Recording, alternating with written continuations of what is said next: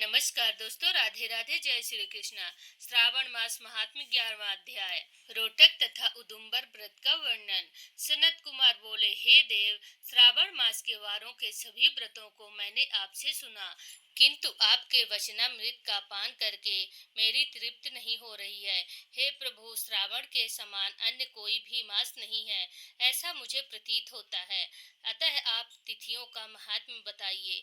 ईश्वर बोले, हे सनत कुमार, मासों में कार्तिक मास श्रेष्ठ है, उससे भी श्रेष्ठ माघ कहा गया है। उस माघ से भी श्रेष्ठ वैशाख है, और उसमें भी श्रेष्ठ मार्गशीर्ष है, जो श्री हरि को अत्यंत प्रिय है। विश्व स्वरूप भगवान से उत्पन्न होने से ये चारों माघ मुझे प्रिय हैं, किंतु 12 मासों में श्रवण तो साक्षात शिव का रूप है।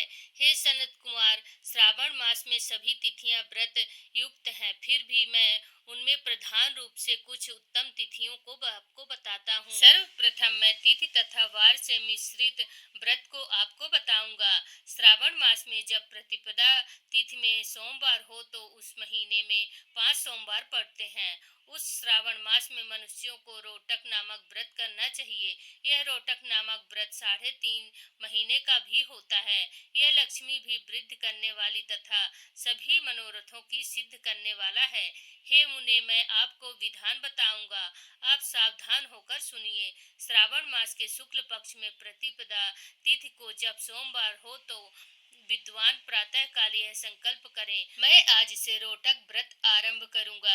हे सूर श्रेष्ठ, हे जगदुरो, मुझ पर कृपा कीजिए। इसके बाद अखंडित बिल्व पत्रों, तुलसी दलों, नीलोत्पल, कमल पुष्पों, कहलार पुष्पों, चंपा तथा मालती के पुष्पों, गोविंद पुष्पों, आग के पुष्प, उस ऋतु तथा काल में होने वाले नाना विधि अन्य सुंदर पुष्पों, धूप दीप नैवेद्य तथा नाना प्रकार के फलों से शूलधारी महादेव की प्रतिदिन पूजा करनी चाहिए।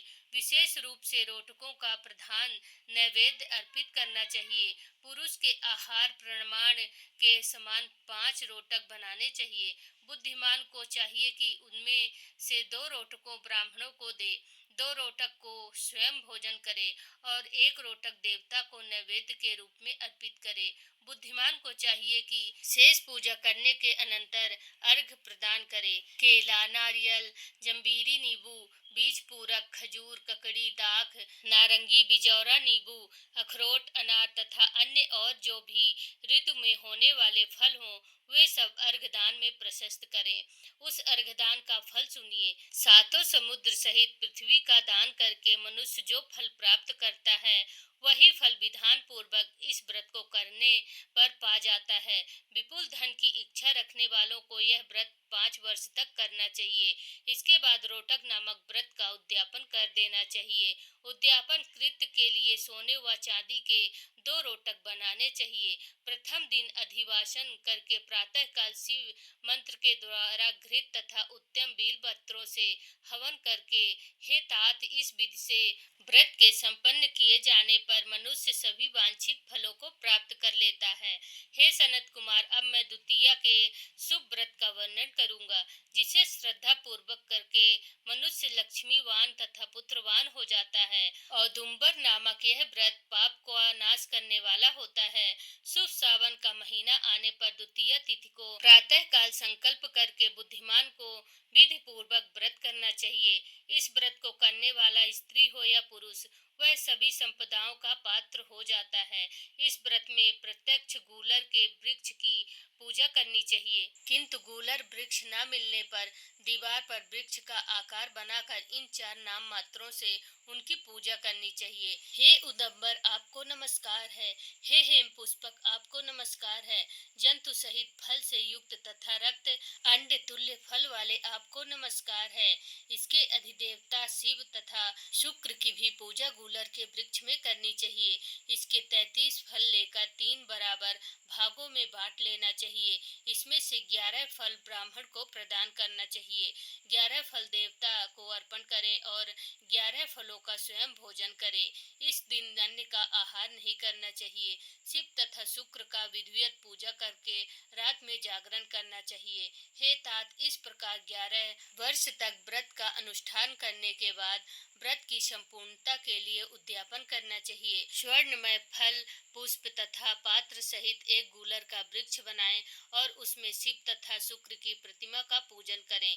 इसके बाद प्रातः काल होम करें। गूलर के शुभ कोमल तथा छोटे छोटे 108 फलों से तथा गूलर की समिधाओं से तिल तथा घृत सहित होम करें। इस प्रकार होम कृत समाप्त करने के बाद आचार्य की पूजा करें। इसके बाद सामर्थ्य अनुसार 100 अन्यथा 10 ब्राह्मणों को ही भोजन कराएं। हे वत्स, इस प्रकार व्रत किए जाने वाले जो फल होता है उसे सुनिए। जिस प्रकार यह गूलर का वृक्ष बहुत जंत युक्त फलों वाला होता है, उसी प्रकार व्रत करता भी अनेक पुत्रों वाला होता है और उनके वंश की वृद्धि होती है। यह व्रत करने वाला स्वर्णमय पुष्पों से युक्त वृक्ष की भांति लक्ष्मीप्रद हो जाता है। हे सनत कुमार, आज तक मैंने किसी को भी यह व्रत नहीं बताया था। गोपनीय से गोपनीय इस व्रत को मैंने आपके समक्ष कहा है।